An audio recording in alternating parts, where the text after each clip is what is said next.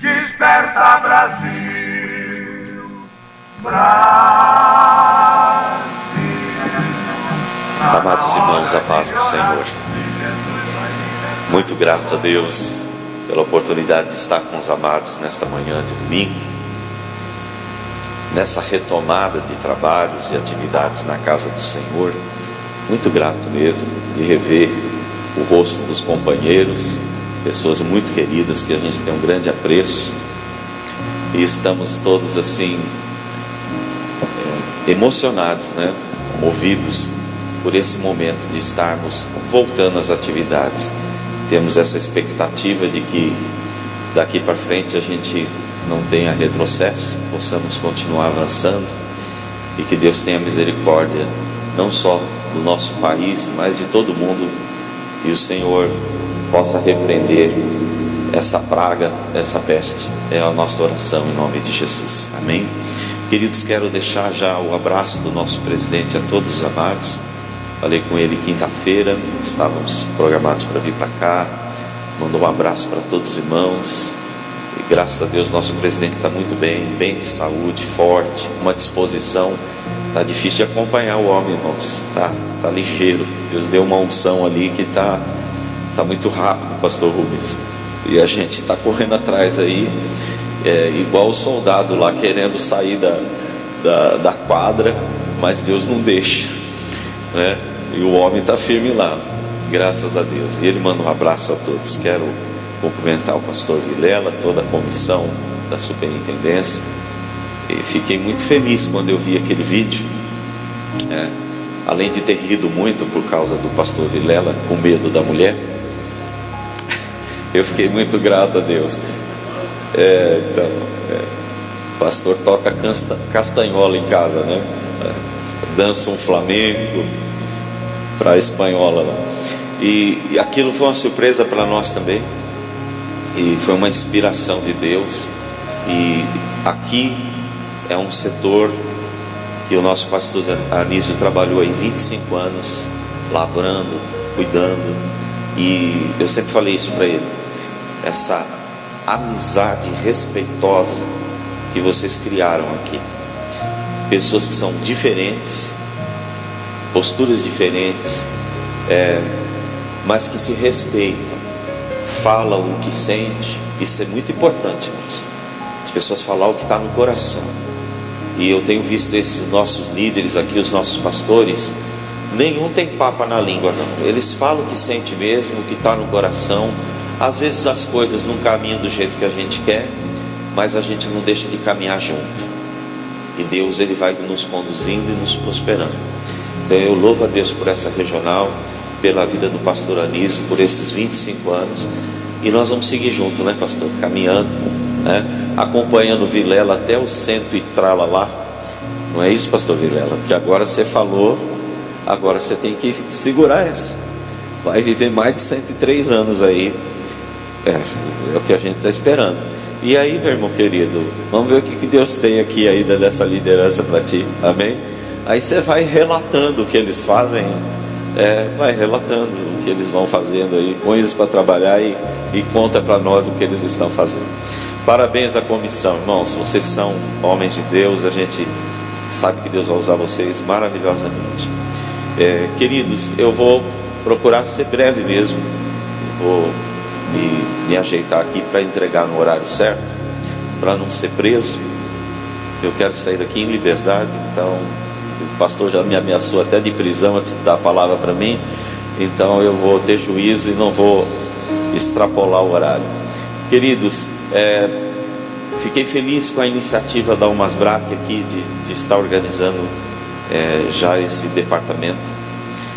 Dentro da palavra, eu vou dar uma palavra também para os nossos líderes de departamento, essa questão que vocês estão identificando, dessa crise de liderança que nós estamos vivendo. Então fiquem atentos ao que nós vamos ministrar aqui no Senhor, e que Deus possa nos dar norte, direção e clareza, e para que todo esforço que a gente faça, ele tenha bom resultado em nome de Jesus. E que Deus renove vocês, todos nós, viu? Cada um no seu trabalho, na frente onde você está trabalhando, Que o poder do Espírito Santo, a sua graça, a sua unção, o seu Espírito revelador esteja sobre a vida de cada um. Amém? Capacitando, renovando e dando alegria, viu, irmãos? Uma unção de alegria do céu, porque a alegria do Senhor é a nossa força. Que Deus renove a tua alegria, em nome de Jesus, e nós possamos seguir firmes, servindo a Deus e fazendo a sua obra até que Ele volte. E Ele está voltando, irmãos. Breve, breve o Senhor estará voltando. Dos avisos que já foram dados com bastante propriedade aqui pelos departamentos, a gente está incentivando mesmo que os departamentos estejam retomando também, com pequenas reuniões, como hoje estamos fazendo aqui, mas estejam tentando se aproximar novamente, rearticulando, reorganizando. Que Deus esteja dando inspiração aos irmãos para estarem fazendo isso. Eu tenho um aviso aqui ainda do simpósio de missões. É o 19º simpósio de missões, com o tema Equibalo. O Senhor da vinha procura trabalhadores. Esse é o tema para o simpósio de missões desse ano. Também vai ser online, e ele vai acontecer de 15 a 17 de outubro. Vai ter presencial lá também. Então quem quiser ir lá para o Mandaqui, passar esses dias, ou passar um dia lá, tem que se inscrever logo, porque existe ainda algumas restrições. Acreditamos que, pelo andar da carruagem, estamos aguardando um pronunciamento do governador agora dia 17, parece. Então há muita probabilidade dele cancelar todas as restrições e nós estarmos voltando a 100%, ainda com uso de máscara e álcool em gel. Então essa probabilidade, pelo que a gente está acompanhando ali na coordenadoria política da obra, é muito grande. Só se tiver uma ascendência muito alta dessa delta, é que vai ter não diria um retrocesso, mas a manutenção dos 80%. Mas 80% já dá para trabalhar bastante, né, irmãos? Graças a Deus. Então, aquilo que a irmã citou aqui, ela que é da área da saúde, também está visualizando isso, né? Graças a Deus deu uma melhorada, né? Então a gente espera que continue assim. Então, de 15 a 17 de outubro, nós temos o simpósio de missões. Se, pastor Vilela, for possível, eu não sei qual, aqui vocês ainda não têm secretaria de missões, certo? Então nós vamos trabalhar para implantar também uma secretaria de missões aqui, e a orientação que a gente dá é que procure a missão, converse, eles vão designar um diretor para estar vindo aqui e estar conversando com os irmãos sobre como montar esse escritório aqui, tá bom? E o que poderia ser feito hoje também, se é que vocês já não fazem, né? Porque às vezes eu vou falar uma coisa que vocês já fazem. Eu recomendaria que a superintendência escolhesse uma pessoa ou duas e enviasse para estar indo lá participar do simpósio, tá certo? Se for possível, porque às vezes não tem condição, que é caro, né? Mas se for possível. Se não, pelo menos participar online para respirar esse ar missionário, que é muito bom, né? Muito bom, para que a gente possa futuramente estar implantando esse escritório de missões aqui, que vai atuar. O escritório de missões, ele atua também na regional. Então existem projetos do escritório de missões que vai abençoar a regional, tá bom? Queridos, dito isso, eu gostaria de compartilhar a palavra do Senhor, agradecido também pela vida do nosso anfitrião, nosso querido pastor João. Fico muito feliz em revê-lo com saúde, graças a Deus. Passou uns apertos aí, mas está firme e forte, e eu fico feliz por essa obra, esse sonho que nós estamos aqui. Nós estamos dentro de um sonho que se realizou, e nós estamos aqui com muita alegria. Eu gostaria de convidá-los a abrirem a Bíblia em 1 Coríntios capítulo 15, onde nós vamos refletir por alguns minutos. 1 Coríntios capítulo 15.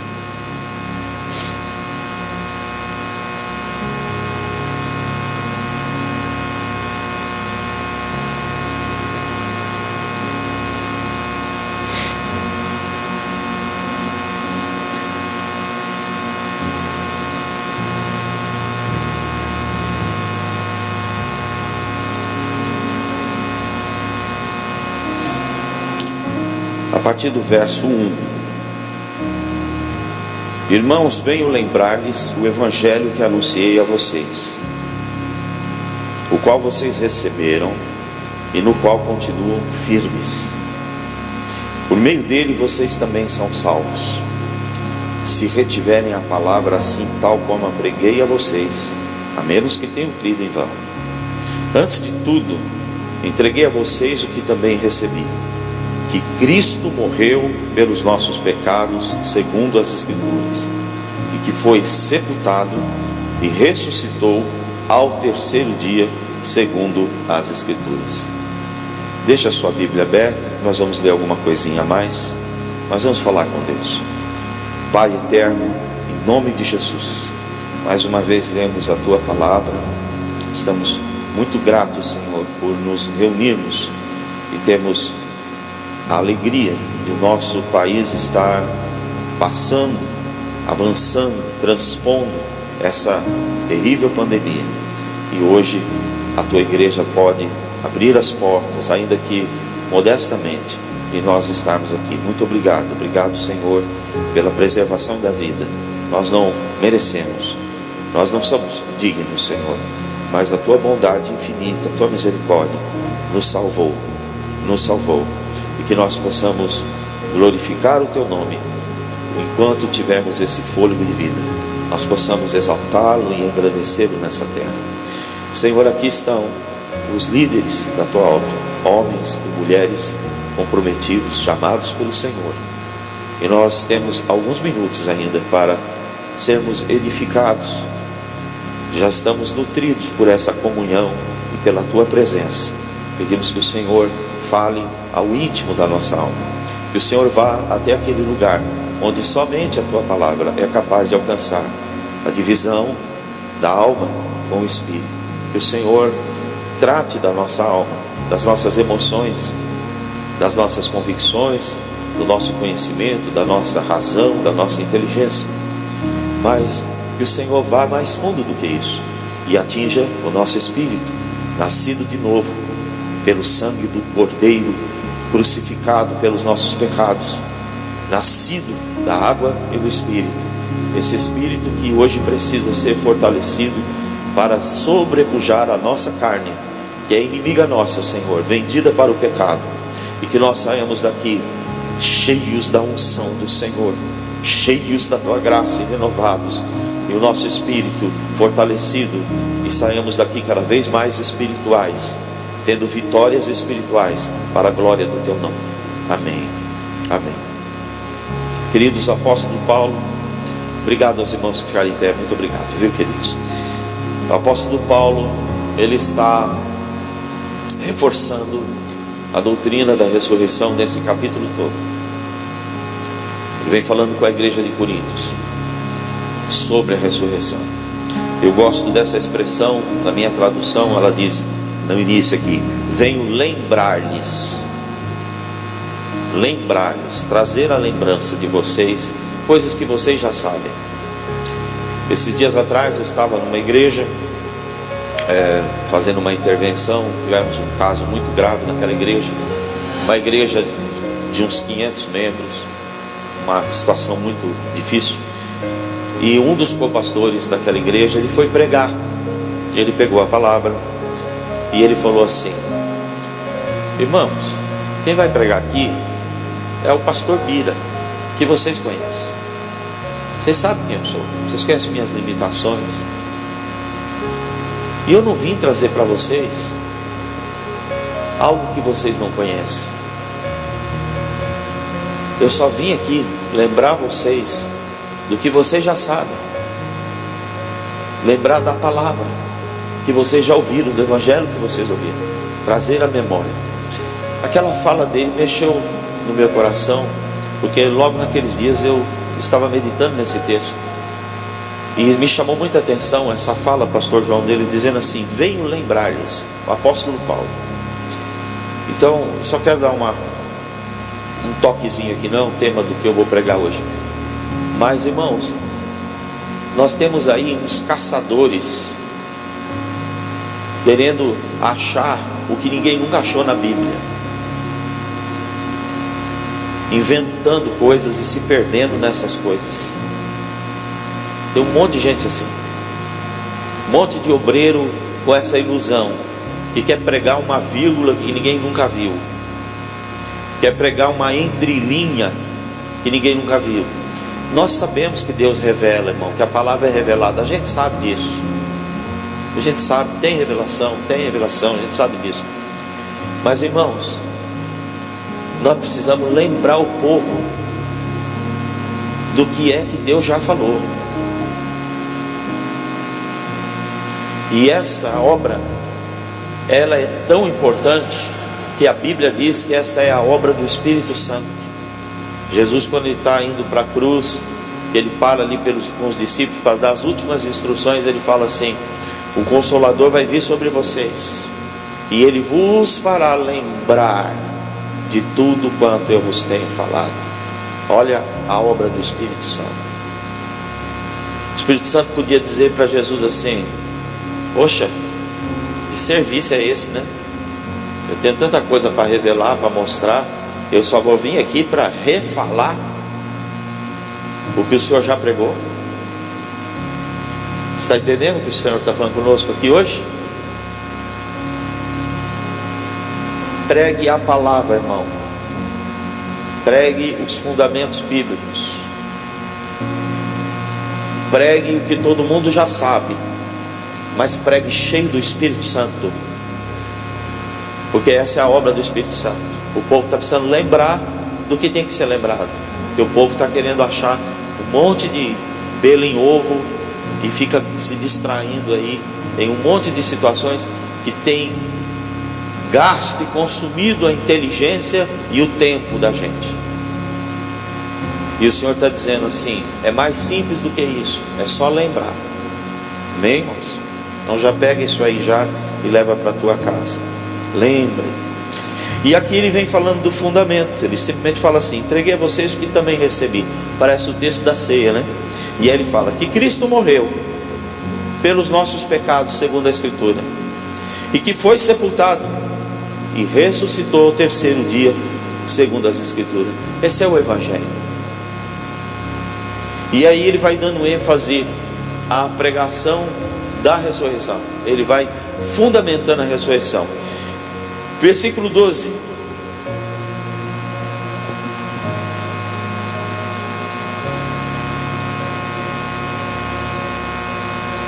Ora, se o que se prega é que Cristo ressuscitou dentre os mortos, como alguns de vocês afirmam que não há ressurreição de mortos?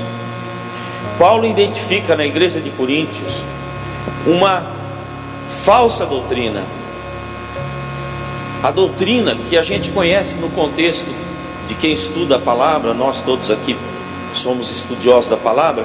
De onde vinha essa doutrina? Vinha do judaísmo, vinha daquela facção judaica chamada saduceu. Os saduceus, eles não acreditavam na ressurreição dos mortos. Os saduceus não acreditavam em anjos. Os saduceus não acreditavam na manifestação sobrenatural de Deus. Ora, mas as Escrituras têm um monte de manifestações. Assim, como é que poderia ter judeu que cria no Deus Jeová, no Deus judaico, e lia as histórias onde tem muita manifestação sobrenatural, muito milagre? Como é que se explica ali as ações sobrenaturais que aconteceram no Êxodo, no Egito, e aí vai sucessivamente, chegando aos profetas? É uma inundação de sobrenatural. Mas havia uma facção judaica poderosa na época de Jesus que não acreditava nesses eventos. E você, estudioso da palavra, vai saber que quem dominava a religião judaica naquele período de Cristo eram os saduceus. Os sumos sacerdotes eram da facção saduceia. Eles eram saduceus. Eles eram os mais ricos, eles eram os mais influentes, os mais respeitados dos religiosos. Os fariseus, eles eram um outro segmento que já era considerado assim: esse pessoal é fanático. Já os saduceus, eles eram assim mais considerados como sábios, inteligentes, nobres. mais diplomatas, mais políticos. Então eles dominavam a política religiosa, vou usar essa expressão, tinha um domínio político. Tanto que eles foram constituídos, esses sumos sacerdotes foram constituídos por Roma. Eles não estavam seguindo a linhagem sacerdotal, mas era já uma manifestação lógica, humana, racional, e eles foram colocados nessa posição. Então eles tinham muita influência.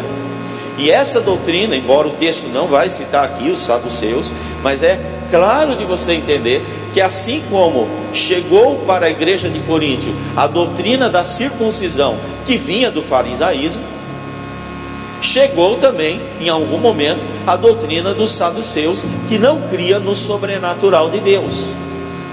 E Paulo está aqui trabalhando a mente desses irmãos, o coração desses irmãos, fala assim: é um absurdo vocês não acreditarem mais que Cristo ressuscitou dentre os mortos, porque se você tirar a ressurreição de Cristo da história, você não tem cristianismo, você não tem por que seguir a Cristo. Ele estava mostrando, e aqui ele argumenta aquele estilo dele de argumentação, que ele faz retóricas, enfim, ele tem um jeito de falar, apóstolo Paulo, e ele vai argumentando esse capítulo todo, pensando sobre o absurdo que é tirar a ressurreição de Cristo do Evangelho. E ele fica ali, parece uma coisa que você fala assim, mas isso é absolutamente inútil. Ele não foi lá e não pregou o Evangelho, ele não falou que Jesus ressuscitou, Jesus não salvou um monte de gente, não curou um monte de gente, não transformou, não batizou com o Espírito Santo. O apóstolo Paulo fala que a igreja de Corinto tinha todos os dons, não faltava dom naquela igreja.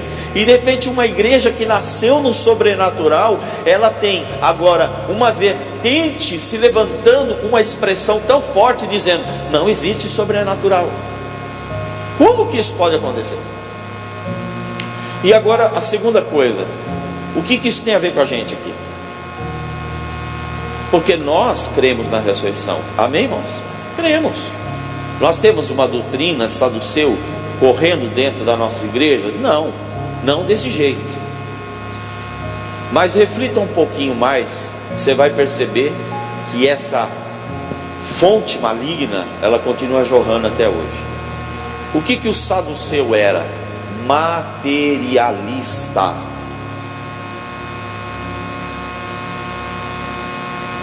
Materialista.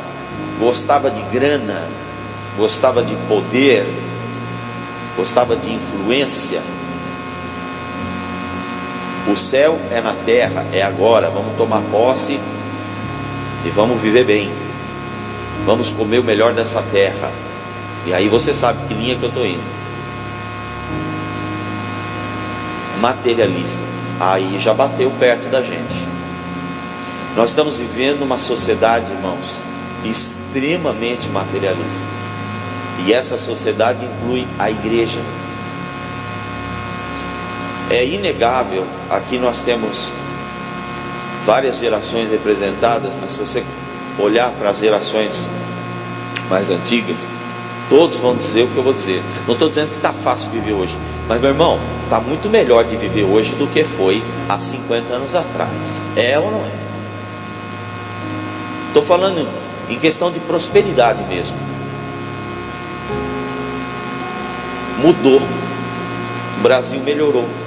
A gente reclama de tudo, tem um monte de dificuldade, tem, irmãos, mas não está igual era lá atrás, não. Lá atrás era mais difícil. Tanto que hoje a gente está conseguindo viver mais. Por que a gente está vivendo mais? Porque a qualidade de vida melhorou. Porque antes chegava ali 55 anos, já estava indo embora. E hoje não. Hoje entre nós tem pessoas que estão com vigor, com graça, e estão seguindo. Porque melhorou, irmãos. Não tem, isso é fato. Não estou inventando, é fato. Então há um acesso a recursos. Eu e você, pastores, líderes, estamos lidando com uma geração que hoje, se ela fala assim, eu vou assar uma carninha, ela vai assar uma carninha. Eu vou fazer um passeio, a gente estava brincando lá em Mirassol, estavam falando de Buritama, é isso? Que tem prainha e tal, eles estavam brincando lá, e dizendo tal. Então se a pessoa ela quer, ela pega ali e vai. E vai uma vez, vai outra, vai duas, vai três. Coisa que às vezes a gente, lá 50 anos atrás, fazia uma vez no ano e olhe lá. É ou não é, irmão? Estou falando alguma coisa errada? Não é assim que nós estamos vivendo? De um aspecto, irmão, glória a Deus por isso. Graças a Deus, está melhor. Mas nós estamos lidando com uma sociedade cada vez mais apegada ao material. Cada vez mais apegada. E aí essa doutrina dos saduceus, ela está se alastrando dentro da igreja. Essa doutrina dos saduceus é a doutrina da prosperidade.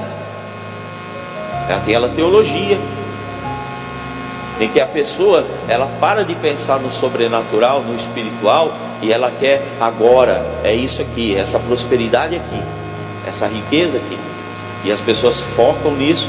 E você sabe, a Bíblia é clara: onde está o coração das pessoas, onde está o seu tesouro.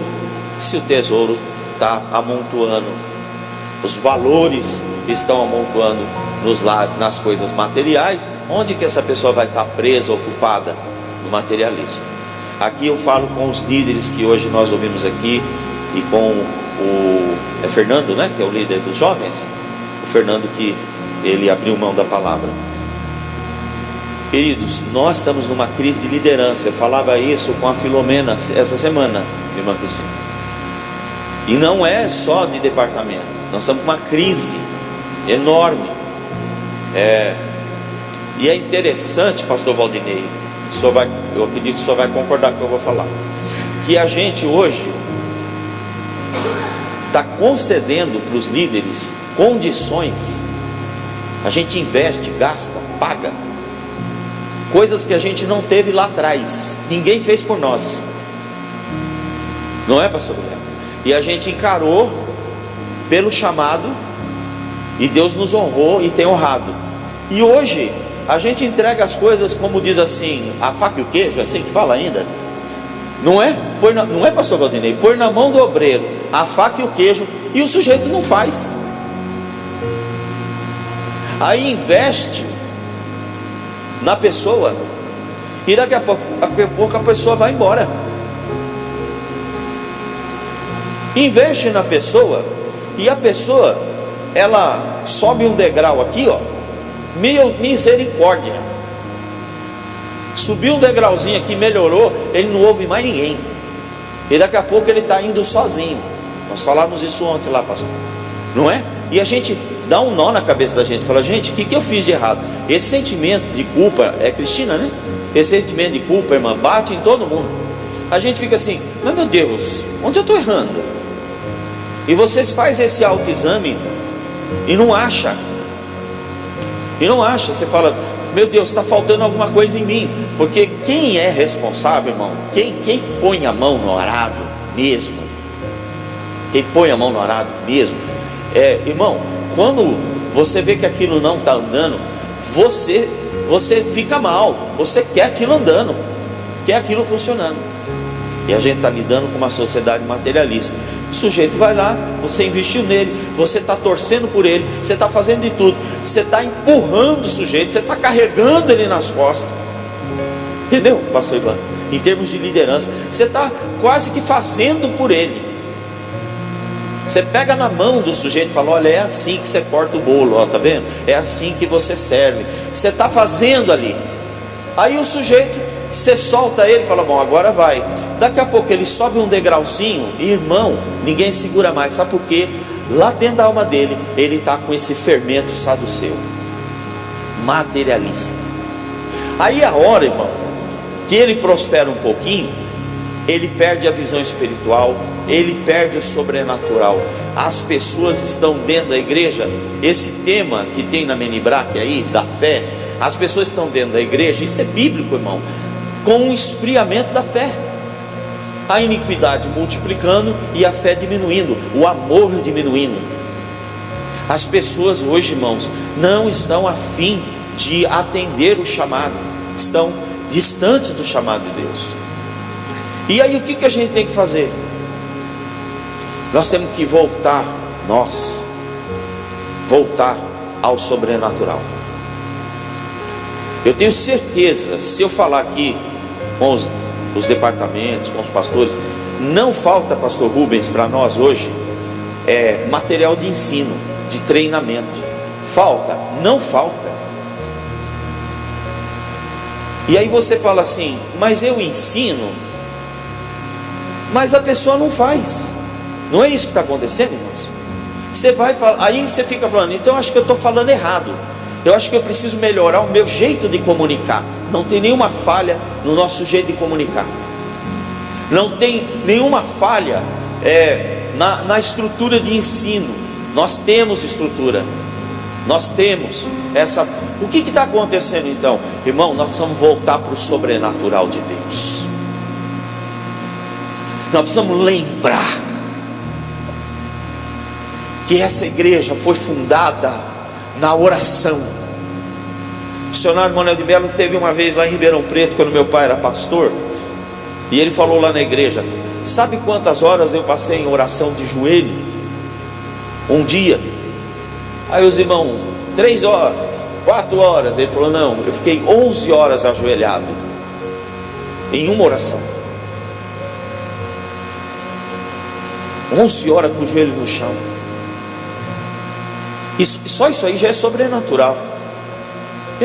A gente não aguenta isso. Se não for o Espírito Santo que dá essa graça, não faz isso. Lembrar que a igreja, ela foi fundada no sobrenatural de Deus.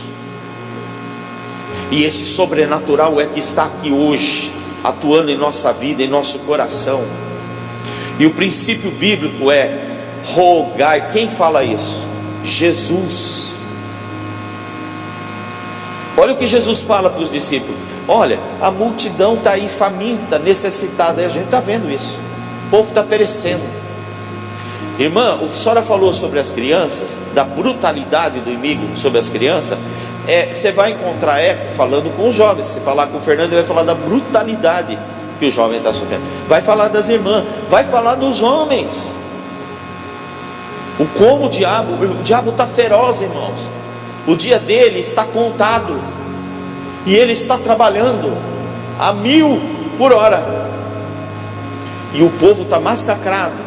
O povo está iludido com o material, porque o material, quando você está bem no material, você tem a falsa sensação: eu estou bem. E as pessoas estão agindo. Eu não estou falando do vício em si, mas do mesmo sentido do vício, pastor Vilela. As pessoas estão viciadas no bem-estar. Então ela está viciada no lazer, ela está viciada no entretenimento.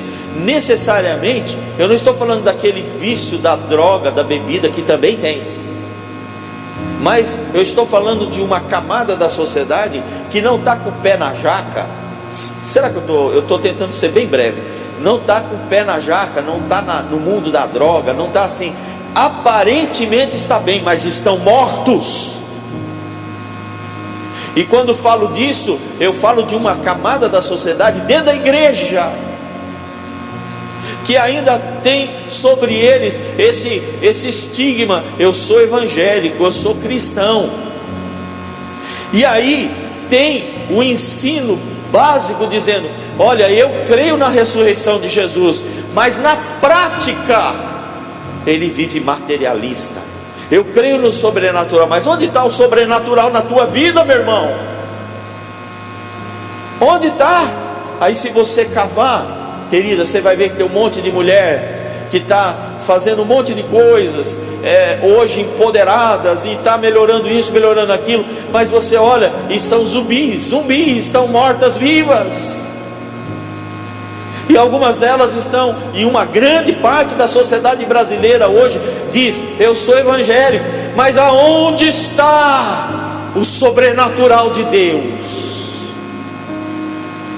Vivendo no materialismo.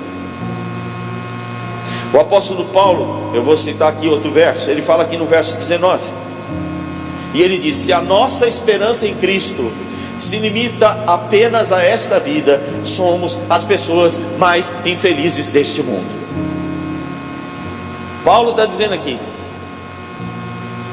olha, se todos os seus projetos, seus pensamentos, seus sonhos, seus focos, que hoje fala muito disso, né? Você tem que focar, você tem que ter propósito e tal.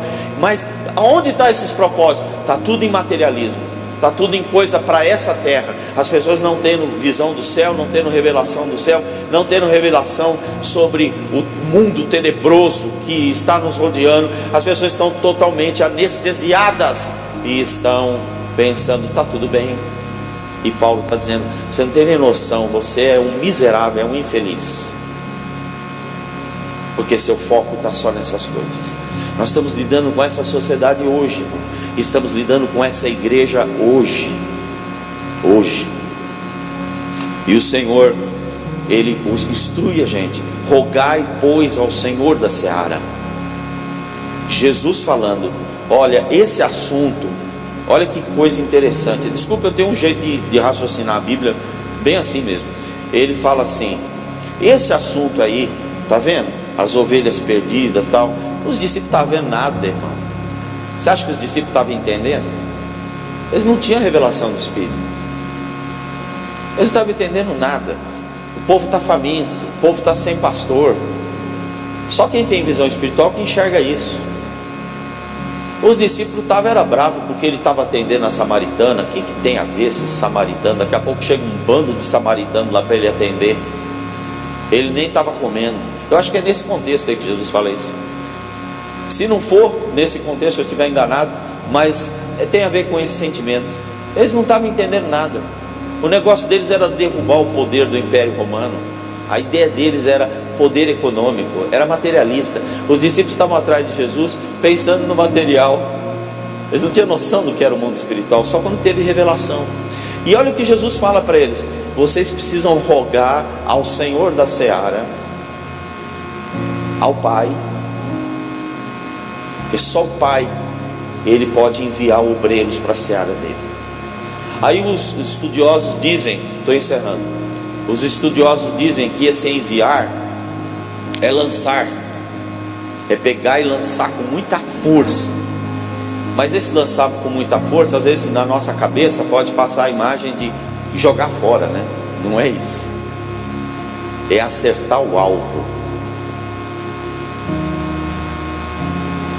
E como a gente está precisando de obreiro que acerte o alvo. Eu não é, irmãos? Daquela pessoa que ela vai cair como uma luva naquele lugar e vai mudar a história daquele lugar.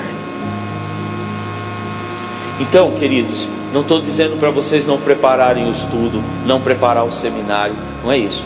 Eu estou dizendo, lembrar hoje que tudo parte do sobrenatural. Então a primeira coisa, tira um dia de jejum. Pastor Vilela, marca um dia de jejum para Deus enviar o obreiro para a seara dele. Porque esse é o princípio. Quero lembrar vocês do princípio hoje. Lembrar do princípio, quem envia o obreiro é o Pai. E para ele enviar, tem que ter rogo, súplica, quebrantamento. Então, esse sentimento de culpa, Cristina, na verdade eu chamo ele de peso. É o peso de glória que a Bíblia fala. É uma convicção sobrenatural, um incômodo, que parece que a gente vai morrer. E é isso mesmo. É uma dor de parto. E a gente tem que canalizar essa dor de parto aonde? No jejum e na oração, e falando: Pai, envia. E Deus arranca esse mundo, esse povo desse mundo materialista. Ele tem esse poder. E aí ele vai pegar e arrancar de lá. Vai arrancar com raiz e tudo de lá. Aquelas pessoas que estão vivendo carnalmente, estão vivendo materialmente, e estão com o foco distorcido neste mundo, não tem visão sobrenatural, não se importa com o próximo. Você mostra para ele uma imagem de uma criança que está sofrendo abuso, que está sofrendo, ele vê, ele chora, mas aí amanhã onde ele está? Ele está correndo atrás das crianças do bairro dele? Não, ele está comendo churrasco em Muritama. esqueceu, aquilo não marca ele, porque ele não está mais crente no sobrenatural de Deus. O espírito saduceu dominou o coração dele. Agora, na fonte, eu e você que somos líderes, vamos na fonte. Pai, por favor, tem misericórdia, envia obreiros para a sua seara, Pai, e Ele vai mover o céu, e Ele vai chamar. É Ele que chama. Você lembra como você foi chamado? É desse lugar que Deus levanta líderes. Não é da minha coxa, não é do meu entendimento, não é do meu conhecimento. Isso tudo soma. A experiência, a estrutura que Deus nos deu para investir, tudo soma, mas não substitui. A origem é sobrenatural. A origem é sobrenatural, é no Espírito. Vamos lembrar disso. Entrar no quarto, jejuar, chorar e falar: Deus, eu estou precisando. Fica lá 11 horas ajoelhado para você ver. Nós somos frutos daquele joelho. Nós somos frutos, irmão, daquele joelho que dobrou 11 horas. É por isso que Deus levantou um aqui, levantou outro lá, e aproximou um e aproximou outro. Gente diferente, gente que a gente até brinca, a gente até briga, discute, mas está tudo junto. Por quê? Porque alguém lá atrás sentiu esse peso de glória, entrou na presença de Deus, chorou por uma nação, e Deus deu um brado: o Brasil é para Cristo. E nós estamos aqui. A fonte é essa. Nós precisamos lembrar, e nós temos essa graça. Quero lembrar aqui que acho que foi a última vez que eu vim, que eu fui para a casa do pastor Valdinei, e nós fomos cultuar juntos. Foi um momento muito gostoso. No final do culto, o pastor Valdinei teve uma revelação forte. Eu não lembro os detalhes, mas eu vou falar assim, se qualquer coisa ele me corrige. Eu lembro que ele falou assim para a igreja: olha, tem uma pessoa aqui que tem uma trama de morte. Era isso, não era? Você lembra? Era uma trama de morte. Eu sei que era um negócio assustador. Trama de morte. Deus revelou. Aí ele: quem é? Tal. Ninguém se manifestou. Depois ele brincou comigo, que ele ficou tão sem graça, cerrou o culto. Nós estávamos fechando a igreja, né, pastor? Já tinha saído todo mundo. Estava só a família dele, mais um obreiro, outro lá. Daqui a pouco volta um casal. Meu irmão, quando aquele casal começou a contar o que estava acontecendo na vida deles, era uma trama de morte, um negócio de garimpo. Lembra, pastor? Era um negócio doido, irmão. Coisa doida. O homem estava tramado, jurado de morte. E Deus tinha revelado do seu céu. Aí depois, quando a gente saiu, só nós, né? O pastor Valdinei falou assim: ó, você vê, a gente fica passando por mentiroso diante do povo, né? Quase que o representante da convenção estava lá para testemunhar também, né? Se esse casal procura ele no dia seguinte, ele ia falar assim: poxa vida. Pelo menos eu estava lá, fui testemunho. Irmão, sobrenatural. Vamos voltar para essa fonte. Vamos beber dessa fonte, vamos mergulhar. Ô, irmão, essa fonte é inesgotável. Essa fonte está aí para nós, irmão. Mergulha lá nessa unção. Vamos buscar revelação. Vamos buscar essa inspiração do Espírito Santo na nossa vida. Vamos nos consagrar, vamos jejuar. E, irmão, eu tenho certeza, irmão, que tem multidões para a gente cuidar. Eu estava sentado aqui e o Senhor falava: multidões, multidões, multidões. Porque Ele via multidões sem pastor. Santiago, multidões sem pastor. E a gente fala assim: mas meu Deus, eu estou aqui pelejando para ganhar um. Onde estão essas multidões? A gente precisa ir lá rogar para o Senhor da seara. Voltar a lembrar de onde a gente veio. Amém? Fica com essa palavra, meu querido, minha querida.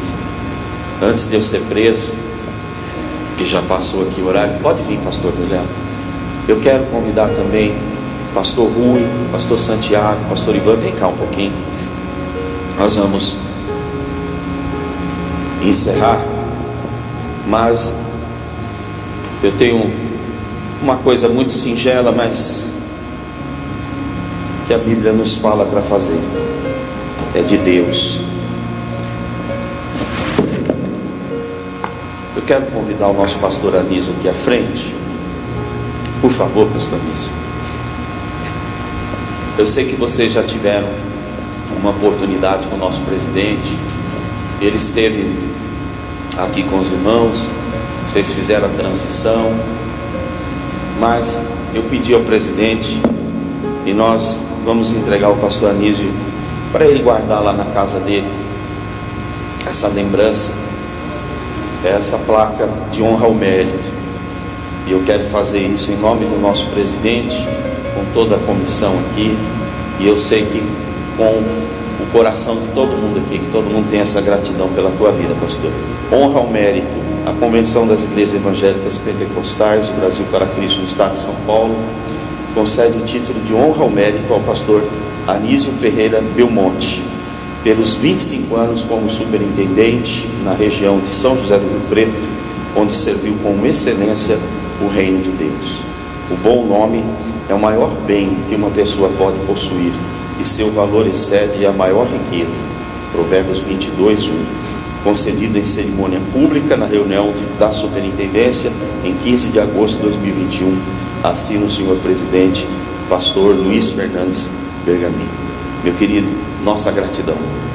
Passo as suas mãos, em nome de Jesus. Prazer, meu pastor.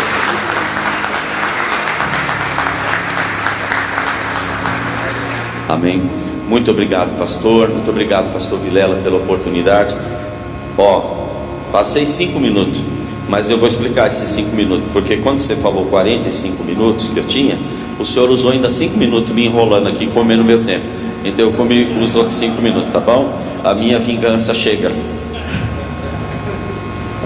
Esse é dos nossos.